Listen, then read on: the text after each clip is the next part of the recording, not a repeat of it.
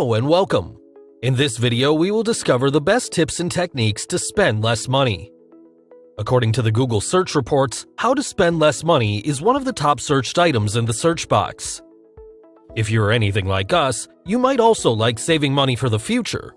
But if you think that saving money by cutting down expenses is complicated, this video is for you. You'll be surprised to know just how much money you could save without having to sacrifice much. For example, you can save a few bucks by making your coffee at home instead of buying it from Starbucks. That was just one tip, and you saved yourself nearly $10 every week. If you want to keep saving your hard-earned money, you need to have a strategy about spending money. So, let's take a look at some of the best techniques we think will help you save money in the next months. Just before, make sure you subscribe to the channel and don't forget to download your free book on financial freedom by clicking on the link in the description below. Choose online shopping.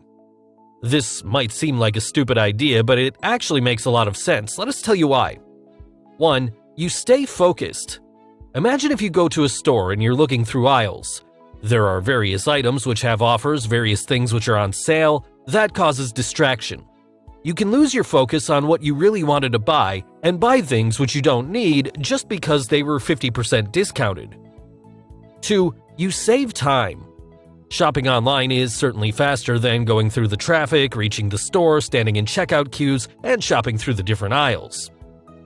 3. You can save money in free shipping. Various online marketing websites now provide free shipping options to keep its customers attracted. So if you're shopping online, you can get what you bought at your doorstep without any additional charges. 4. You can easily compare prices. Comparing prices online is super easy. You just need to jump from one website to another to compare the prices. Then you can choose the best price for the product and buy it at that particular website. 5. You don't have to handle what you buy. The product you buy will be directly delivered at your doorstep, and you don't have to care about how you're going to ship the products that you've bought from the store yourself. Now, we're not saying to stop buying from your local stores altogether, but if you like something, check it online first and then make a decision.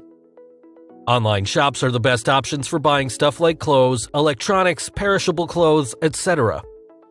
Buy non-perishable groceries in bulk.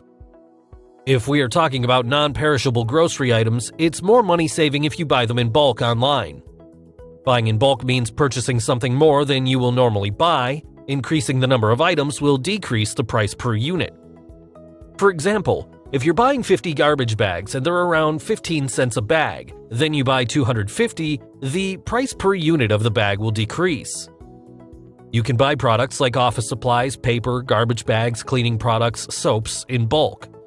With that, some grocery items with a long shelf life could be bought like coffee, popcorn, cereal, rice, and canned food. Buying groceries in bulk will be a smart investment and will save you a lot of money. Set savings goal. You will very likely change your spending habits if you have a budget. You have to have a particular budget for every single activity you're planning. You can have a goal in mind, and for that, you have to save money. Assume if you want to buy a car, you can set that goal in mind and save money. It'll be like a wish list. You can add items to it and then set a goal to save that amount of money. At the start, you can go with small items like a winter coat or a mobile phone, and then you can keep setting this goal. It'll help you get in the habit of saving money, and you can complete your wishes. There are two types of goals. The first one is the short-term goal, and the second is the long-term goal. Let's take a look at some examples of long-term and short-term goals. Short-term goals: A. An emergency fund for 3 to 6 months just in case. B. Vacation. C. Down payment for a car. Long-term goals: A. Down payment on a home or remodeling project. B. Education of your child. C. Retirement plans. Keep track of non-essential spending. Regardless of how big your goal is, you need to keep track of all your spending before you can put away some of your income. To do this, there is a simple process. Next month, whenever you get your salary or income in any form, keep a diary with you or note every penny you spent on your mobile phone. It'll help you determine how much money you're spending and where you're spending it. If you're spending a lot of money on something which you don't need or is not required right at that moment, you need to cut down that cost.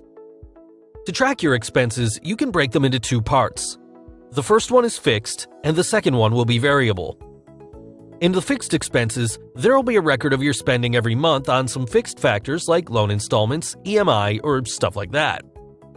In the variable expenses, the factors of inclusion will be going to grocery, electricity bill, gasoline, and everything that's going to vary monthly. Non-essential expenses consist of spending money on books, movies, restaurants, partying, clubbing, and everything which comes under it. Now, this is the category where you have to start saving money. You can cut down on these expenses and can save money. Learn how to prioritize your needs. It's essential to know the difference between need and want. Make sure that you require everything you are spending money on right at that moment. You have to make sure that you have enough funds at every stage of your life. Below are some of the examples of the needs that you have to save money for. 1. If anything happens, you need to have an emergency fund. This fund needs to be one of your biggest priorities. 2. You need to have funds for your child's education. 3. If you have any high-interest debt, you need to pay it as soon as possible. 4. You need to think about your future and save for your retirement. You can invest the money you are saving to get some returns on it. There are various places where you can invest this money like mutual funds, fixed deposits, different investment policies, etc. Get rid of high-interest debt. If you've precisely pulled out your whole budget for a month and analyzed it, you'll realize that most of your income is going on the high-interest debt. This debt is mostly associated with the credit card bills. Let's assume that you have a little money saved in the emergency fund. Now, your next target is to tackle the high-interest fund, but if you don't have anything in your emergency fund, go for that before you pay off the high-debt loans. There are various benefits to paying off a higher debt loan. 1. The sooner you pay off the debt, it'll show up less in your financial accounts, and you'll be able to save all that money for something more essential, or will be able to put it in the emergency fund. 2. The faster you pay this debt, the less money you'll require to pay the bank. So it'll be, again, a way to save you money. Since you're used to keeping this money aside to pay off your debt, even after you're done with it, you can still keep this money aside as part of savings. Consider bank accounts with tax benefit. If your goals do not require cash in 1 to 3 years, look for accounts that provide tax benefits. It's a good idea if you have longer-term goals like college, retirement, etc. Different funding accounts will give you various tax benefits if you invest money in them. Various schemes like the 529 education plan, Roth IRA, or a health savings account will provide you with tax savings and allow your money to grow through investments throughout the term for which your investment is in that account. You can consult a tax advisor before opening an account. IRA, your contributions are not tax deductible. However, they grow tax-free. They can be withdrawn when you turn 59 and a half.